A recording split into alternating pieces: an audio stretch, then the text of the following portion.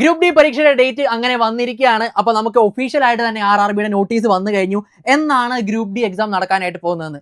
അപ്പോൾ category number 09/2025 എന്ന് പറഞ്ഞിട്ടുള്ള നമ്മുടെ ഗ്രൂപ്പ് ഡി പരീക്ഷ നടക്കാനായിട്ട് പോകുന്നത് ഓഗസ്റ്റ് 3 മുതൽ 21 വരെ ആയിട്ടാണ്. അപ്പോൾ ഓഗസ്റ്റ് 3 മുതൽ 21 വരെ കണ്ടിന്യൂസ് ആയിട്ടായിരിക്കും നമ്മുടെ ഗ്രൂപ്പ് ഡിയുടെ എക്സാമിനേഷൻസ് നടക്കാനായിട്ട് പോകുന്നത്. അപ്പോൾ നമ്മൾ പറഞ്ഞിട്ടുണ്ടായിരുന്നു ഓഗസ്റ്റ് ലാസ്റ്റ് അല്ലെങ്കിൽ സെപ്റ്റംബർ ആദ്യമൊക്കെ ആയിട്ടായിരിക്കും എക്സാമിനേഷൻ നടക്കുക എന്നുള്ളത്.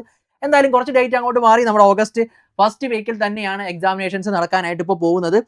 പിന്നെ എടുത്ത് കുറച്ച് ഇൻസ്ട്രക്ഷൻസും കാര്യങ്ങളൊക്കെ പറഞ്ഞിട്ടുണ്ടടാ. ഒന്നാമത്തെ കാര്യം പറഞ്ഞിരിക്കുന്നതെന്ന് പറഞ്ഞു കഴിഞ്ഞാൽ സിറ്റി ഇൻറ്റിമേഷനുമായിട്ട് ബന്ധപ്പെട്ടാണ്. സിറ്റി ഇൻറ്റിമേഷൻ 10 ദിവസം മുന്നേ ആയിട്ട് നിങ്ങൾക്ക് അറിയാനായിട്ട് പറ്റും. അതായത് നിങ്ങൾക്ക് ഏത് സിറ്റിയിൽ വെച്ചാണ് ഗ്രൂപ്പ് ഡി പരീക്ഷ നടക്കാനായിട്ട് പോകുന്നതെന്ന് 10 ദിവസം മുന്നേ നിങ്ങൾക്ക് അറിയാനായിട്ട് സാധിക്കും. അതുപോലെ തന്നെ നിങ്ങളുടെ ഹോൾ ടിക്കറ്റ്, ഈ കോൾ ലെറ്റർ 4 ദിവസം മുന്നേ ആയിരിക്കും കിട്ടാൻ പോകുന്നത്. അതായത് നിങ്ങൾക്ക് ഇപ്പോൾ എക്സാമിനേഷൻ നടക്കാൻ പോകുന്നത് എന്നാണോ അതിന് 4 ദിവസം മുന്നേ ആയിരിക്കും നിങ്ങൾക്ക് ഹോൾ ടിക്കറ്റ് വരാൻ പോകുന്നത്. അപ്പോൾ സിറ്റി ഇൻറ്റിമേഷൻ നിങ്ങൾക്ക് 10 ദിവസം മുന്നേ അറിയാൻ പറ്റും. പക്ഷെ നിങ്ങൾക്ക് ഏത് എക്സാം സെന്ററിൽ വെച്ചാണെന്നുള്ളത് അറിയാൻ പറ്റില്ല. ശേഷം നിങ്ങളുടെ എക്സാമിനേഷൻ ഡേറ്റിന് ഒരു 4 ദിവസം മുന്നേ ആയിട്ട് നിങ്ങൾക്ക് നിങ്ങളുടെ ഹോൾ ടിക്കറ്റ് വരും. അതിനകത്തായിരിക്കുമുള്ളൂ ഇന്ന സിറ്റിയിലെ ഇന്ന സെന്ററിൽ വെച്ചായിരിക്കും എക്സാമിനേഷൻ നടക്കുക എന്നുള്ളത് അറിയാനായിട്ട് സാധിക്കുക. അതുപോലെ തന്നെ മറ്റൊരു കാര്യം പറഞ്ഞിരിക്കുന്നത് ആധാർ ലിങ്ക് ചെയ്തിട്ടുള്ള ബയോമെട്രിക് ഒതന്റിക്കേഷനുമായിട്ട് ബന്ധപ്പെട്ടാണ്. നിങ്ങൾ എല്ലാവർക്കും അറിയാം, നിങ്ങൾ എക്സാമിനേഷൻ രജിസ്റ്റർ ചെയ്ത് കഴിഞ്ഞപ്പോൾ നിങ്ങളുടെ ആധാർ വെച്ചിട്ടാണ് ലിങ്ക് ചെയ്തേക്കുന്നത്. അപ്പോൾ നിങ്ങളുടെ എക്സാം ഹാളിൽ പ്രവേശിക്കുന്നതിന് മുന്നേ ആയിട്ട് അവിടെ വെച്ച് നിങ്ങളുടെ ആധാർ ഒതന്റിക്കേഷൻ നടത്തും. സോ നിർബന്ധമായിട്ട് നിങ്ങൾ എന്ത് ചെയ്തിരിക്കണം, നിങ്ങളുടെ ഒറിജിനൽ ആധാർ കാർഡ്, അതല്ലാന്നുണ്ടെങ്കിൽ പ്രിന്റ് ഔട്ട്, ഈ വെരിഫൈഡ് ആയിട്ടുള്ള ആധാറിന്റെ പ്രിന്റ് ഔട്ട് നിങ്ങൾ എടുത്തിരിക്കണം. നിങ്ങളുടെ കയ്യിലുള്ള ആധാർ കാർഡോ അതല്ലെങ്കിൽ ഈ ആധാർ എന്നറിയപ്പെടുന്ന ആ ഒരു പ്രിന്റ് ഔട്ടോ നിങ്ങളുടെ കയ്യിൽ ഉണ്ടായിരിക്കണം. അത് ഒതന്റിക്കേഷൻ സക്സസ് ആയാൽ മാത്രമേ നിങ്ങളെ എക്സാമിനേഷൻ ഹാളിൽ പ്രവേശിപ്പിക്കുള്ളൂ എന്ന് പറഞ്ഞിട്ടുണ്ട്. അതുപോലെ തന്നെ വേറൊരു കാര്യം പറഞ്ഞിരിക്കുന്നത് നിങ്ങളുടെ ആധാർ ലോക്ക് ആണോ അല്ലയോ എന്നുള്ള കാര്യം ശ്രദ്ധിക്കണമെന്നും പറഞ്ഞിട്ടുണ്ട്. ഇപ്പം നിങ്ങളുടെ UIDAI സിസ്റ്റത്തിൽ പോയി കഴിഞ്ഞ് കഴിഞ്ഞാൽ നിങ്ങൾക്ക് അറിയാൻ പറ്റും നിങ്ങളുടെ ആധാർ ലോക്ക് ആയിട്ടാണോ അൺലോക്ക് ആയിട്ടാണോ കിടക്കുന്നത് എന്നുള്ള കാര്യം. ഇതുമായിട്ട് ബന്ധപ്പെട്ട് ഞാൻ ഒരു വീഡിയോ നമ്മുടെ ചാനലിൽ ചെയ്തിട്ടുണ്ട്. പണ്ട് കഴിഞ്ഞ ഗ്രൂപ്പ് ഡി എക്സാമിന് വേണ്ടിയിട്ട് ചെയ്തതാണ്. അതായത് നമ്മളുടെ ആധാർ ലോക്ക് ആയിട്ട് കിടക്കുകയാണെന്നുണ്ടെങ്കിൽ ബയോമെട്രിക് ഒതന്റിഫിക്കേഷൻ സക്സസ്ഫുൾ ആവില്ല. അത് അൺലോക്ക് ആക്കിയിട്ടാൽ മാത്രമേ ബയോമെട്രിക് ഒതന്റിഫിക്കേഷൻ സക്സസ് ആവുകയുള്ളൂ. അപ്പോൾ അതെങ്ങനെ ചെക്ക് ചെയ്യാന്നുള്ള വീഡിയോ നമ്മുടെ ചാനലിൽ കിടക്കുന്നുണ്ട്. ഇല്ലെങ്കിൽ ഞാൻ വേറൊരു വീഡിയോ കൂടി ചെയ്തേക്കാം. അപ്പോൾ അതുകൂടി ഒന്ന് ചെക്ക് ചെയ്തേക്കാൻ RRB പറഞ്ഞിട്ടുണ്ട്. ഞാൻ മുഴുവനായിട്ടും വായിച്ചു തരാത്ത കാര്യം നിങ്ങൾ വെറുതെ വായിച്ച് സമയം കളയേണ്ട ആവശ്യമില്ല. ഇതാണ് ഇതിൻ്റെ ഒരു സാരാംശം. അപ്പോൾ 4 കാര്യങ്ങൾ ശ്രദ്ധിക്കുക. ഒന്നാമത്തെ കാര്യം 10 ദിവസം മുന്നേ സിറ്റി ഇൻറ്റിമേഷൻ വരും.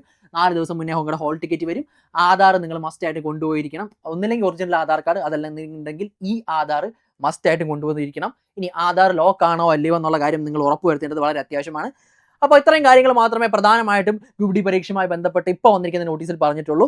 3 മുതൽ 21 വരെയാണ് എക്സാമിനേഷൻ നടക്കാനായിട്ട് പോകുന്നത്. അപ്പോൾ ലാസ്റ്റ് റൗണ്ട് റിവിഷൻ ഒക്കെ നടത്താനുണ്ടെങ്കിൽ ഇത്രയും പെട്ടെന്ന് സ്റ്റാർട്ട് ചെയ്തോ. അതുപോലെ നിങ്ങളുടെ റിവിഷൻ പ്ലാൻ ഒക്കെ സെറ്റ് ചെയ്ത് വെച്ചോ. 3 വേണ്ടി തന്നെ നിങ്ങളുടെ എക്സാമിനേഷന് വേണ്ടി തയ്യാറെടുക്കുക. നമുക്ക് കറക്റ്റ് ഡേറ്റ് ഒന്നും പറയാൻ പറ്റില്ല. അപ്പോൾ 3 എൻ്റെ എക്സാം നടക്കാനായിട്ട് പോകുന്നത് എന്നുള്ള രീതിക്ക് തന്നെ നിങ്ങളുടെ പ്രിപ്പറേഷൻസും കാര്യങ്ങളൊക്കെ ആരംഭിച്ചോടാ. എന്നിട്ട് നിങ്ങൾക്ക് കുറച്ച് ദിവസം എക്സ്ട്രാ കിട്ടി കഴിഞ്ഞ് കഴിഞ്ഞാൽ അത് നിങ്ങളുടെ റിവിഷനോ മോക്ക് ടെസ്റ്റിനോ ഒക്കെ വേണ്ടിയിട്ട് ഉപയോഗിക്കാം. അവസാന ദിവസങ്ങളാണ് മസ്റ്റ് ആയിട്ടും ചെയ്യേണ്ട ഒരു കാര്യം റിവിഷനും മോക്ക് ടെസ്റ്റും. അതിൽ യാതൊരു കോംപ്രമൈസും ഇല്ല. എത്ര മോക്ക് ടെസ്റ്റിൽ എടുക്കാൻ പറ്റുമോ അത്രയും മോക്ക് ടെസ്റ്റിൽ എടുത്തോ. നോ കോംപ്രമൈസ് ആണ്.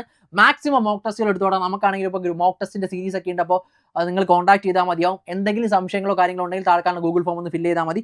അല്ലെങ്കിൽ 8281223366 എന്ന് പറയുന്ന നമ്മുടെ നമ്പറിലേക്ക് ഒന്ന് കോൺടാക്ട് ചെയ്താലും മതി. അപ്പോൾ എല്ലാവരും നല്ല അടിപൊളിയായിട്ട് പഠിച്ചോടാ. ലാസ്റ്റ് നിമിഷമാണെന്ന് പറഞ്ഞ ടെൻഷനും പ്രഷറും ഒന്നും അടിക്കേണ്ട ആവശ്യമില്ല.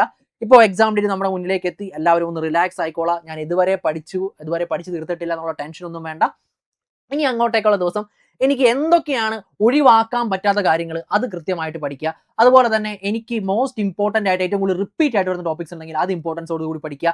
റിവിഷൻ മറക്കാതിരിക്കുക. ഇപ്പം ഞാൻ പണ്ട് ഒരു സാധനം പഠിച്ചിട്ടുണ്ട്. ഫണ്ടമെന്റൽ റൈറ്റ് ഞാൻ പണ്ട് പഠിച്ച് വിട്ടതാണ്. അപ്പോൾ കുഴപ്പമില്ല, ഞാൻ എക്സാം ടൈമിൽ ഓർത്തെടുത്ത് എഴുതിക്കോളാം എന്ന് വിചാരിച്ചാൽ അത് നടക്കില്ല.